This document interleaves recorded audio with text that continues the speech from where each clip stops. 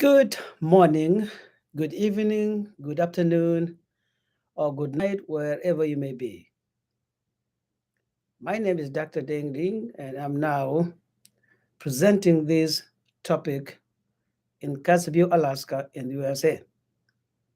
Today's topic is going to be about African political leaders. African political leaders. 300 years ago or more, Africans used to talk about colonization, a colonization that was imposed on Africa by Western world and Eastern world.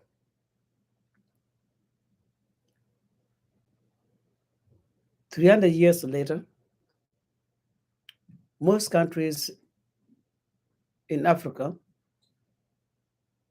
got their independence. That means they were freed from colonization.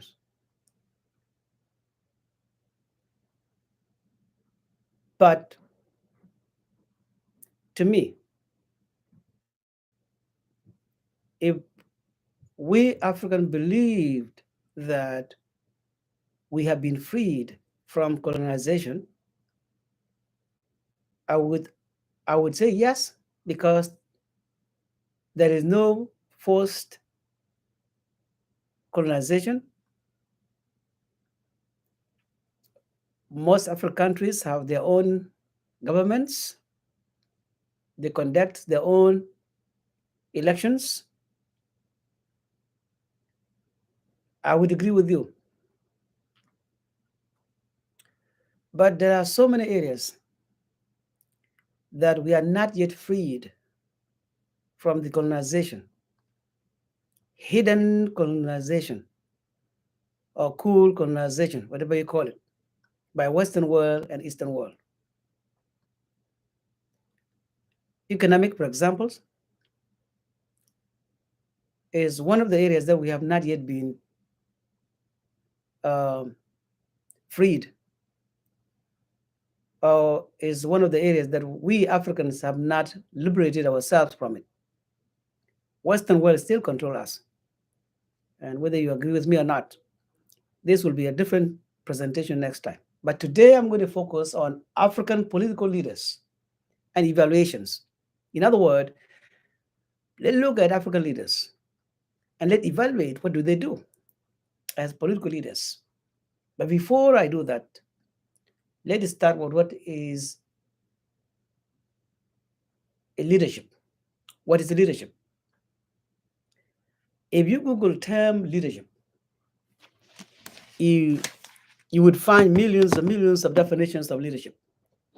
You can find from dictionary or from across the internet or Google search, or even in the classroom or textbooks. But they have a very common terms that what makes leadership is. So leadership is the ability of an individual just like me or you to lead, inspired, and guide your group or followers, to transform those groups of followers or organizations or a country or even a society for a good cause. The ability of an individual to lead, inspired, and guide to a transformation of members of the groups or citizens of country is what defines leadership is. But in other terms, what is a political leader? Because there are different types of leaderships. A leader, just a regular leader, and a political leader. And this is what we are going to focus on. What is, who is a political leader? A political leader is a public servant who works for the betterment of a country or society. A public servant who works for the betterment of a country or a society. A political leader is elected, of course, by the citizens of that particular country or by the members of society that he or she wants to lead. A political leader requires statesmanship.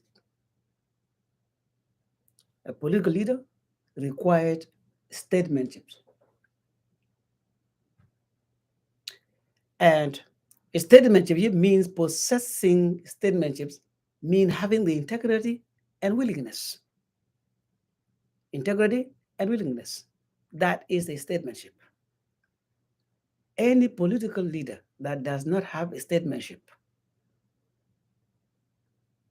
it must be classified as a bad leader or no good leader.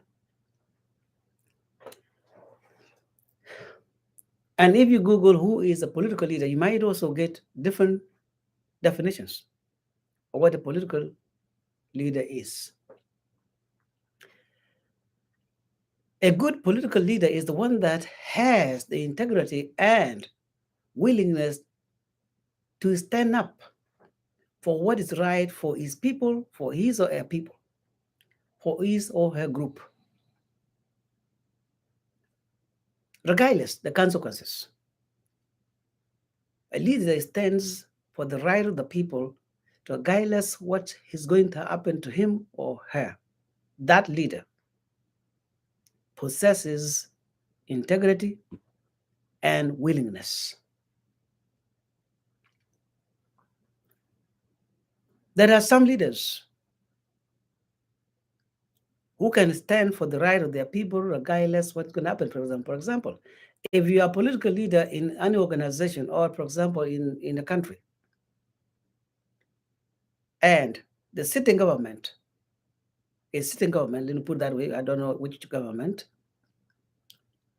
decide to do something that is not good for the citizens of the country. But let's say you are deputy president, and the president decides to do something that is not good for his or her country. A deputy president that has courage, a deputy president that has integrity and willingness or statesmanship will tell president, no, what you are doing is wrong and is not the right thing for the people. Even if the president would want to fire him or her, he would accept, just because that person wants to stand for the right of his or her people. Those are good kinds of political leaders, for example. And this brings me to a quote or a quotation by Mark Zuckerberg. And I'll read it for you. Quote, he said, "We shall never change our political leaders until we change the people who elected them.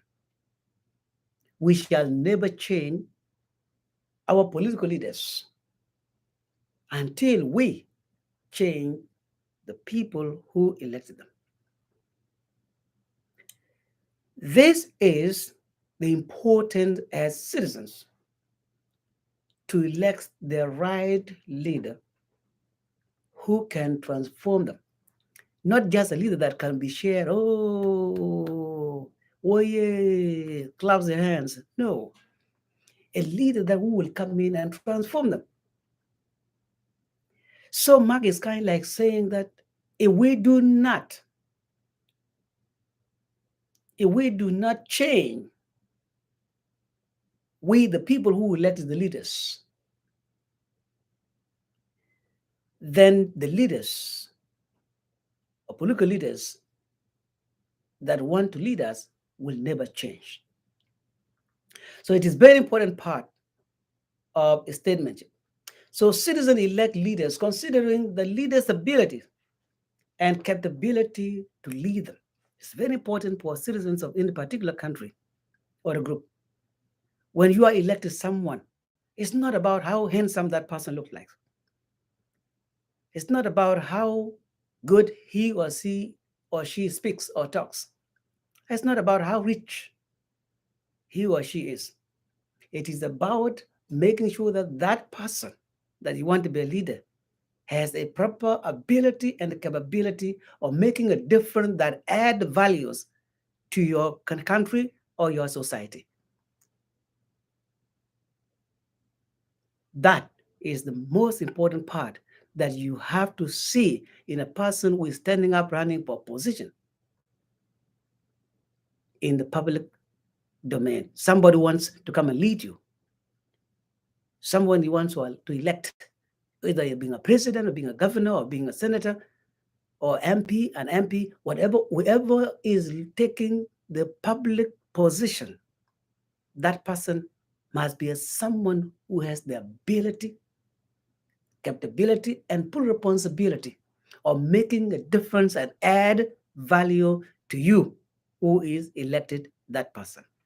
It's a very important part of that. And this also brought me to someone who said, good political leaders take full responsibility to make a difference in citizens, what citizens are looking for, or what citizen wants those leaders to fulfill. Good citizens, political leaders are the ones that who fulfill the promises they tell their voters. But leaders, political leaders who come to the office after winning elections and take a different directions, those people are the ones that we need to change so that we change them. So, but unfortunately, there are so many leaders in the world today that do not meet that kind of requirement, a simple requirement, just the ability and capability. There are hundreds of leaders in the world, and particularly in my continent called Africa. There are leaders who are leaders, but they don't have these two important elements, the ability and capability. And when you have ability and capability, that means you earn full responsibility. And that is a very important part of a leader we want to elect. What it takes to be a good political leader. This is what I want all of us to look at it today. What it takes a leader to be a good political leader. A good political leader is a person who is capable to take decisions, determined to work for the betterment, has the willingness to manage and rectify issues, and importantly, stand for the right of his or her people. That is a good political leader. A good political leader should not be worried about his or her position. And I'm going to say it again. A good political leader should not be worried about his or her positions. A good political leader should not be worried about the powers and authorities. No. Good political leaders should always work for the growth of their countries or their societies. Good political leaders should add the value to their citizens. And of course, they must take their citizens as the primary benefits of good things that they are going to do in that positions, in the position they occupied. Every good leader must inherit the skills and learning capacities to think and act towards future growth. And that is what we call vision. Every good leader must inherit the skills and learning capabilities to think and act towards future growth. I call this visionary goal. A leader without inheriting the skills and learning capacities to think and act toward the future growth toward the future or vision achievement, that kind of leader is useless. A good political leaders can only be successful leaders if they possesses five major virtues.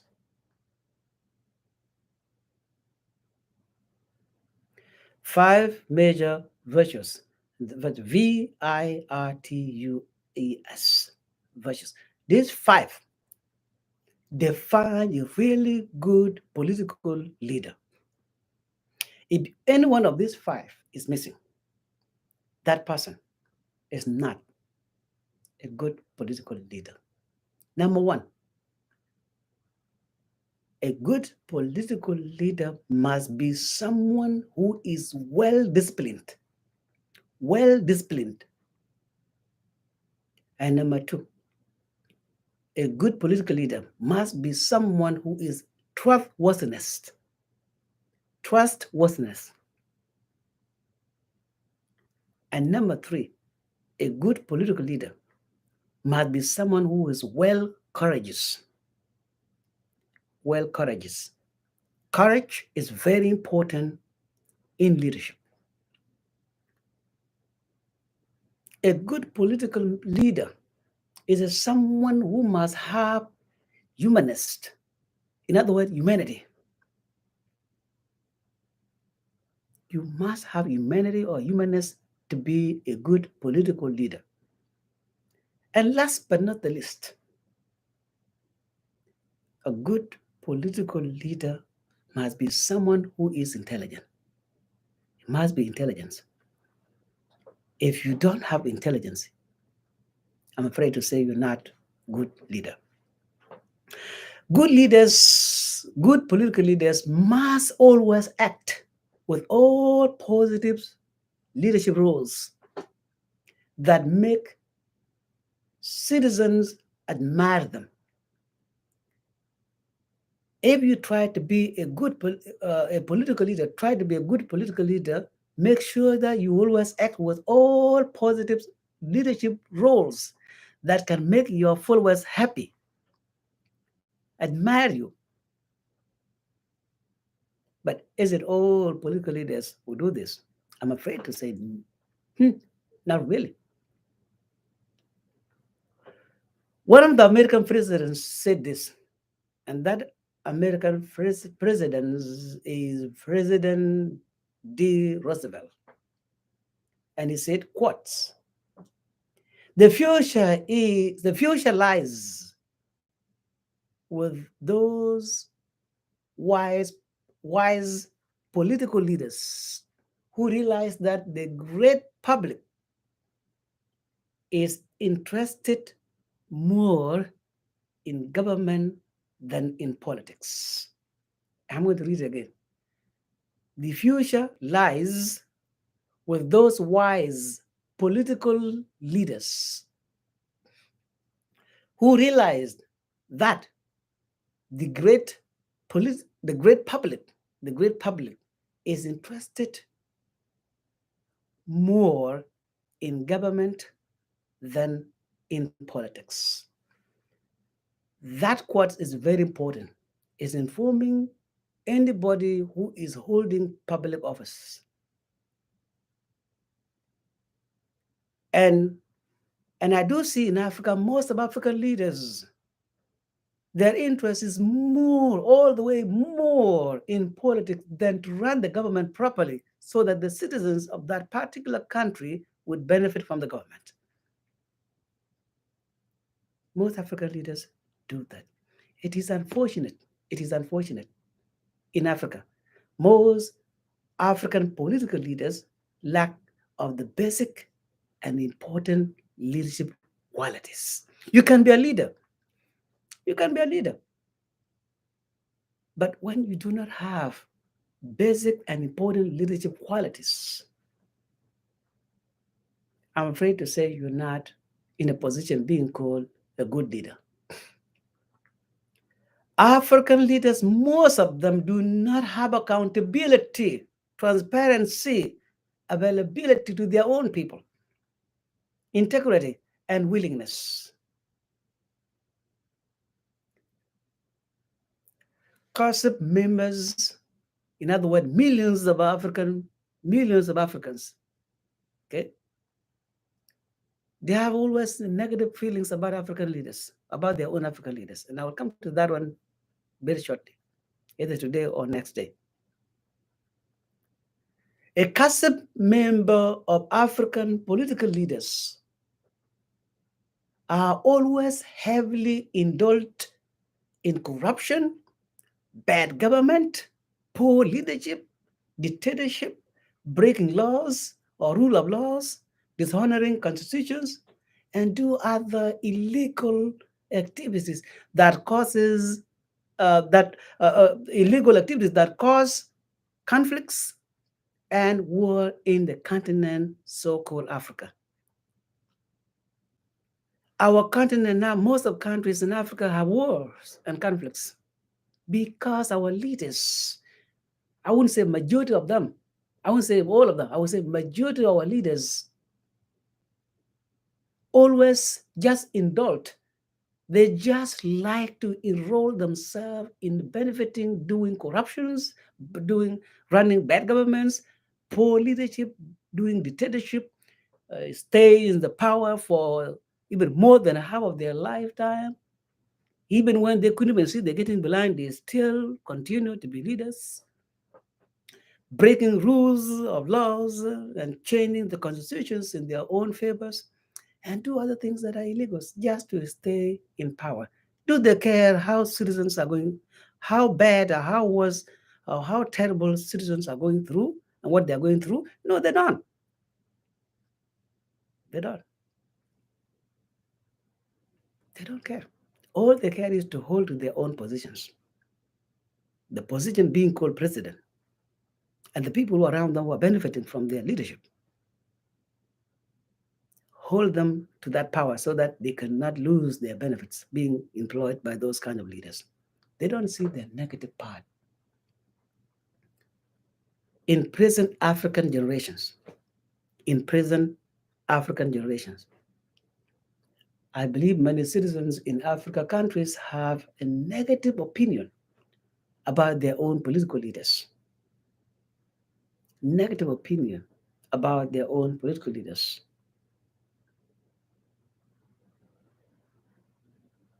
And that attitude must change.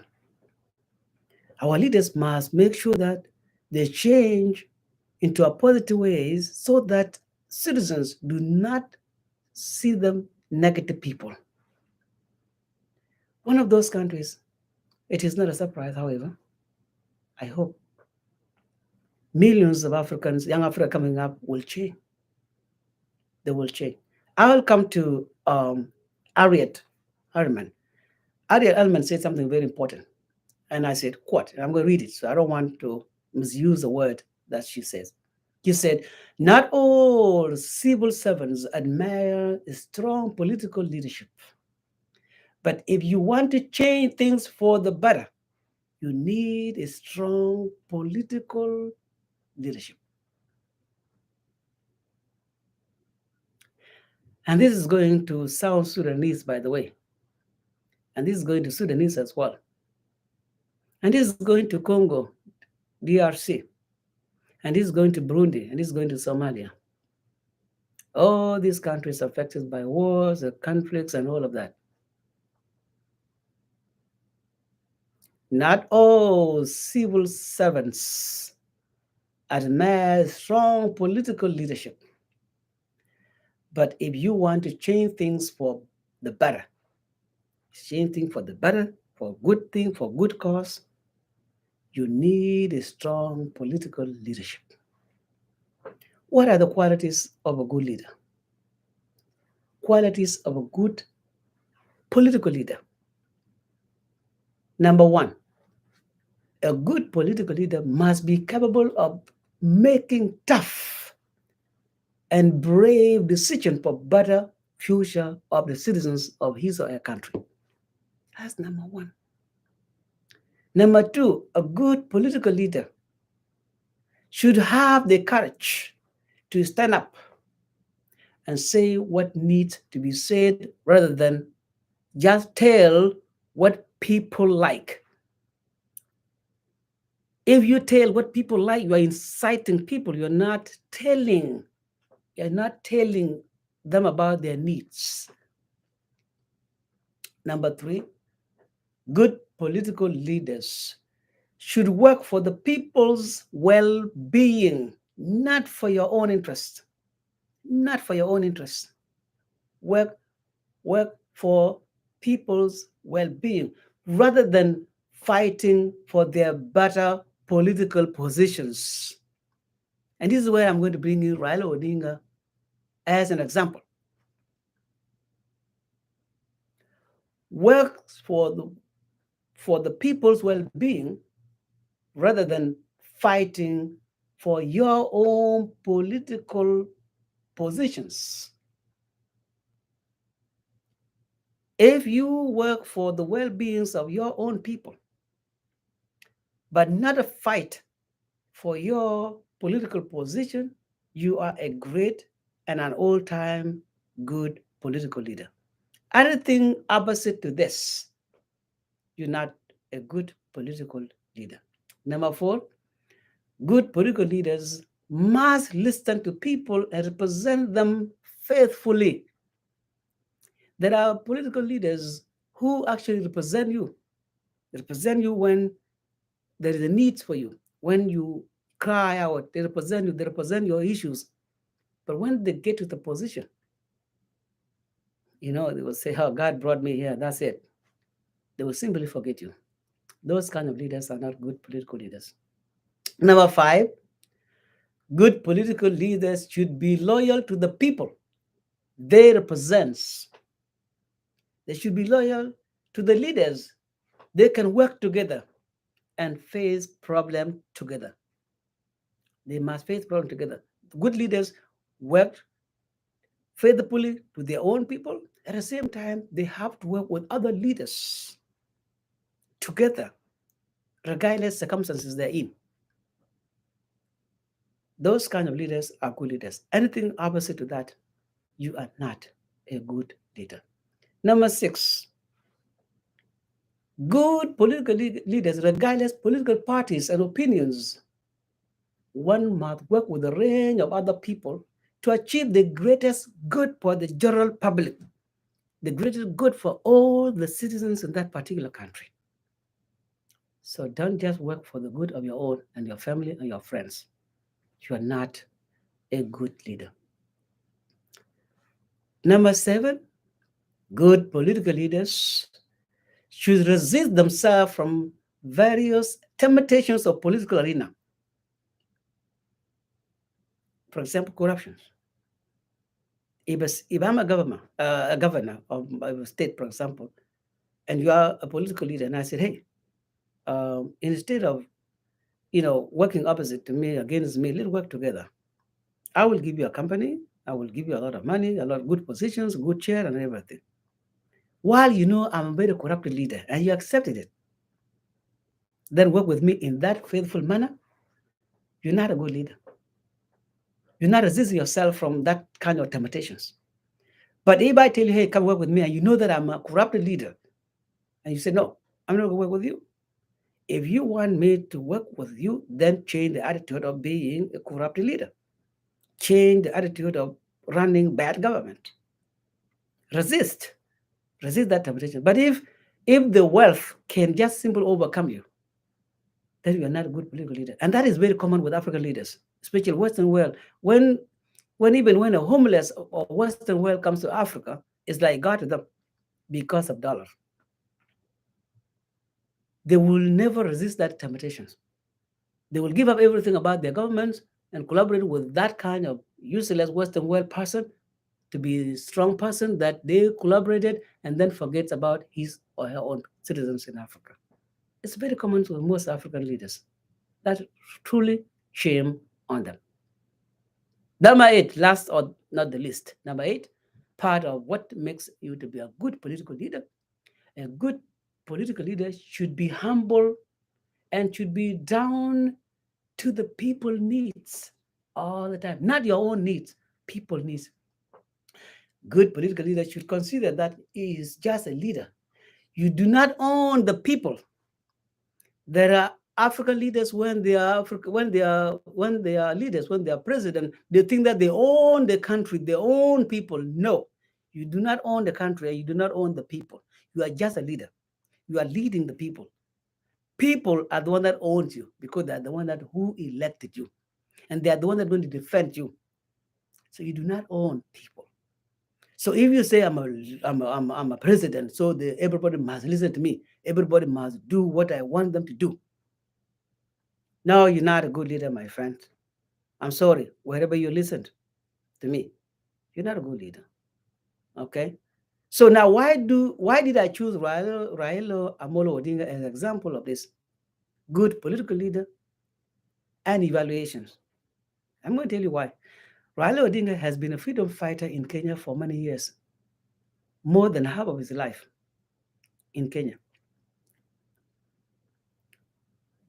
up to today. Raila Omolo Odinga is like Nelson Mandela in Kenya history and the present times Kenya. Raila Omolo Odinga ran for presidency 5 times, I think, 5 times or 6 times. But he lost all those uh, vying for presidency. He lost those 5 presidential elections. Some losses are very controversial. Some are saying he won election, the election was rigged. He won election, the election was rigged. So it's very hard to believe and very hard also to reject. And especially the election of 2007, I believe, and the election of 2017. Mostly 90% of Kenyans believe that he won those 2 elections. Even the rest are very little bit controversial, but those two, if you ask any Kenyans, he will tell you that yes, Raila Odinga won those 2 elections. But unfortunately, he was not declared as the winner of those 2 elections. But when did I come to understand Raila Odinga political leadership, political views and political leadership? I started in the election of 2017, but I didn't go deeply to understand who he was and who he is today. But 2022 general elections, presidential elections, that was where I came to well understood who Raila Odinga is. Raila Odinga is a great leader. He's one of the African greatest leaders, no doubt.